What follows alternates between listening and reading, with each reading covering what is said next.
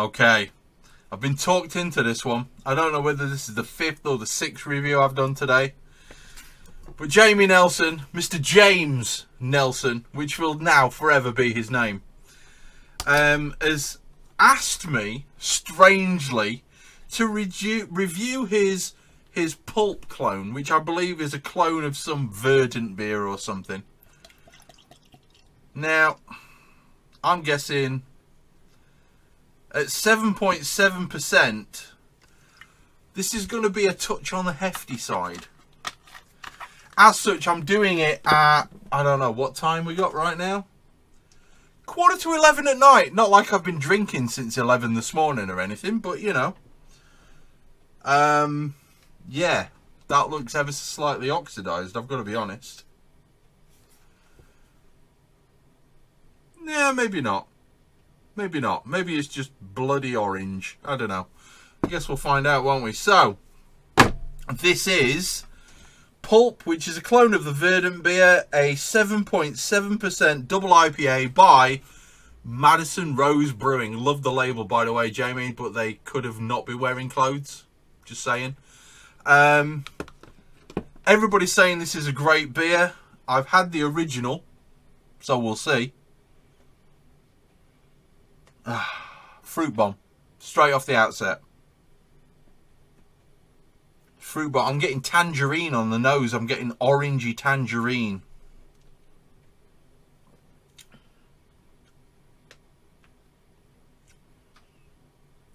It's hefty. The alcohol is quite pronounced. Good body on the beer. You'll be pleased to know that there's no real off flavours there, Jamie. I'm not getting anything. It does seem very dark. Might just be the crappy lighting, though, to be fair.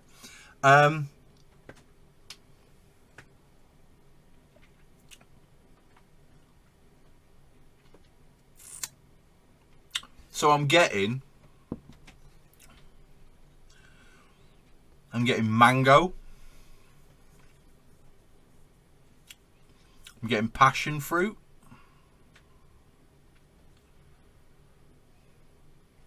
I'm getting pineapple. I'm not getting any malt at all, which, to be fair, I was expecting.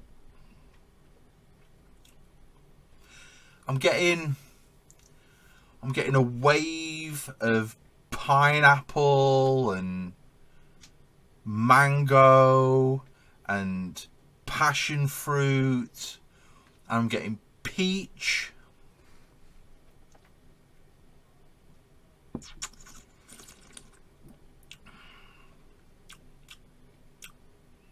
I'm getting more pineapple than anything else coming through.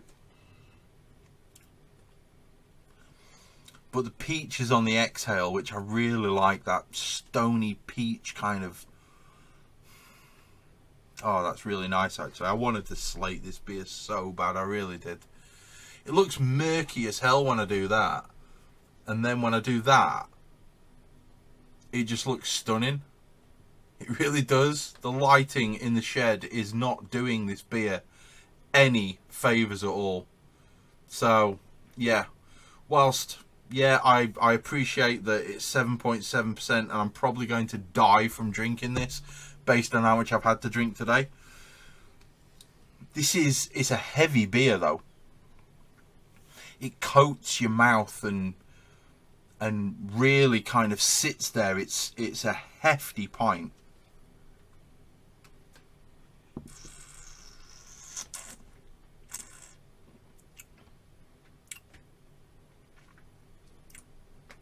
I'm getting more pineapple, more peach, more mango,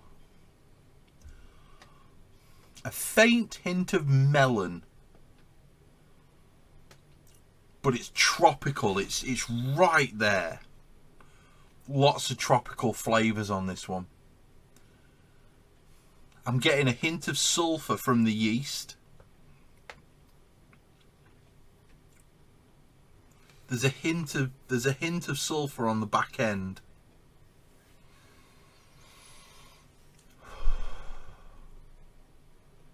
Yeah.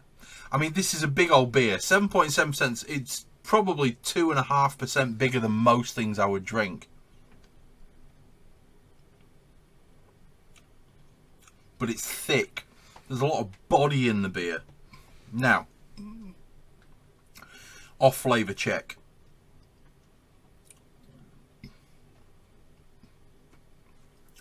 No acetaldehyde. A hint of sulfur from the yeast.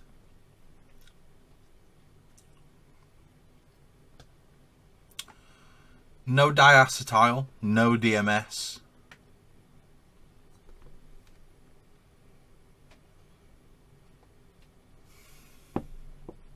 Lots of tangerine, lots of orange.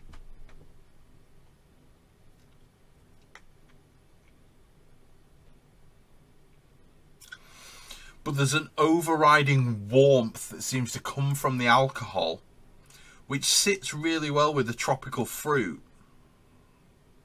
It's a deep beer. It's a complex beer, strangely enough. Most of these Nipah type verdant beers that you drink, they're very much one-trick ponies, which is massive amounts of fruit and fuck all else. But this one, it sits, because it's quite high in ABV and it's quite heavy and quite thick, it's coating. It coats the mouth. It's not unpleasant. It's very big. It's much bigger than I wanted to drink at 11:15 on a frigging Monday night. But I've got to say,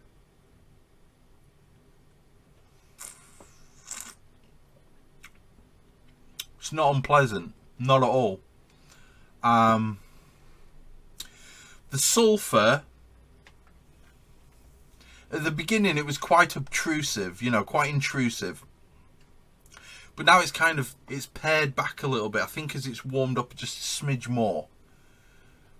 The sulphur's kind of fading away and I'm being left with just these waves of tropical fruit. Waves of pineapple and orange and mango and that melon flavour won't go away. It seems to sit there.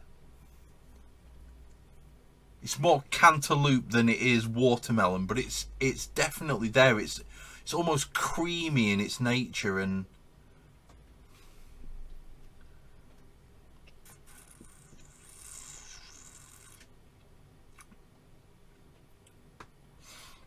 there's a hint of pineapple, a hint of coconut.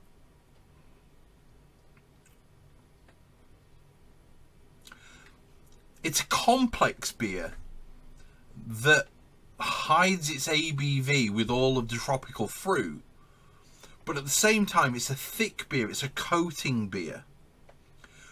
But weirdly enough, it's not wet. And if you follow my reviews and you listen to my reviews, you'll know what I mean. It's not making my mouth water. So I think it's quite a dry beer. But I think that might be the alcohol more than anything else. Wave after wave of tropical fruit. The orange is very dominant. The tangerine flavour is very dominant. But the mango and the pineapple sit as a sub-layer. A stratification of flavour within the mouth. Which kind of allows you to explore each layer with each individual sip. Complex yet simple. No real malt, nothing at all. I'm not getting any malt at all. Maybe a hint of biscuit. Faint. You have to really search for it, a hint of biscuit.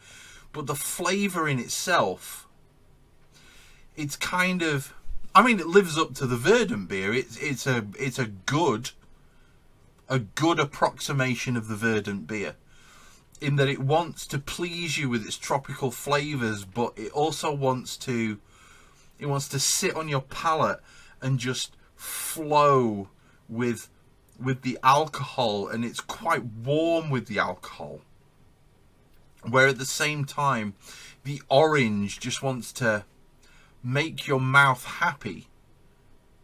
It's a good beer. It's a great beer, in fact.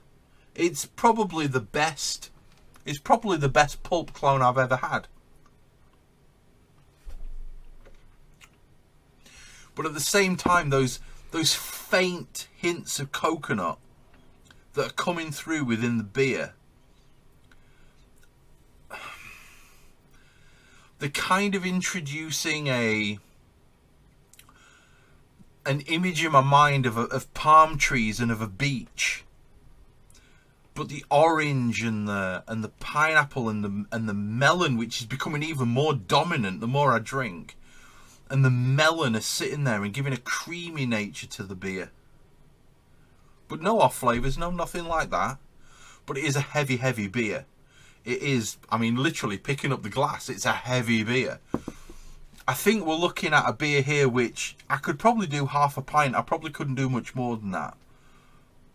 It's a complicated, complex beer, but with a synergistical nature within the flavour, which allows everything to move as one.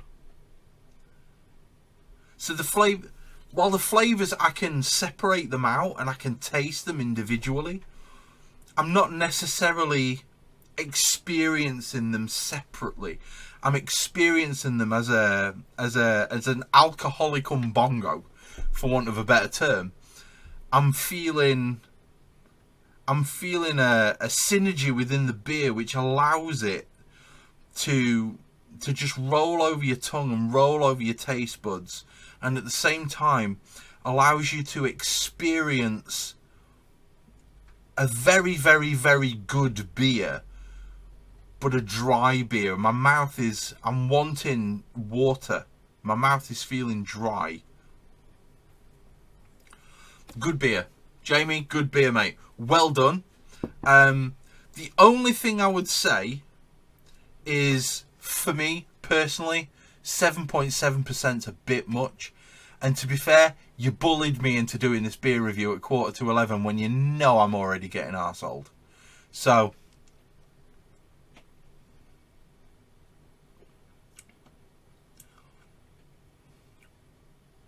that orange flavour and that melon and the mango is very dominant now. Very dominant. The melon is there as well. The melon, it's melding with the mango and making me want some kind of tropical fruit salad. Does that make sense?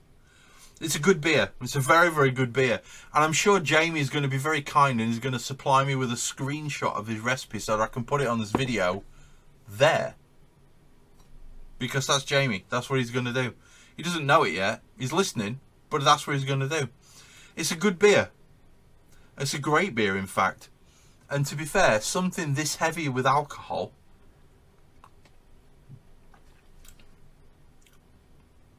it's not a beer that I would normally like, but I think the tangerine that's coming through, that orange flavour which is washing over my mouth, is really making this an enjoyable beer.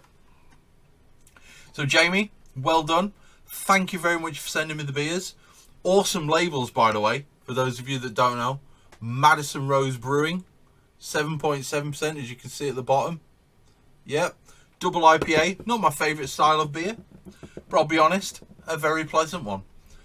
Thanks very much for watching. Episode, I've actually lost track today, is in the bag. Thank you very much for watching. See you guys later.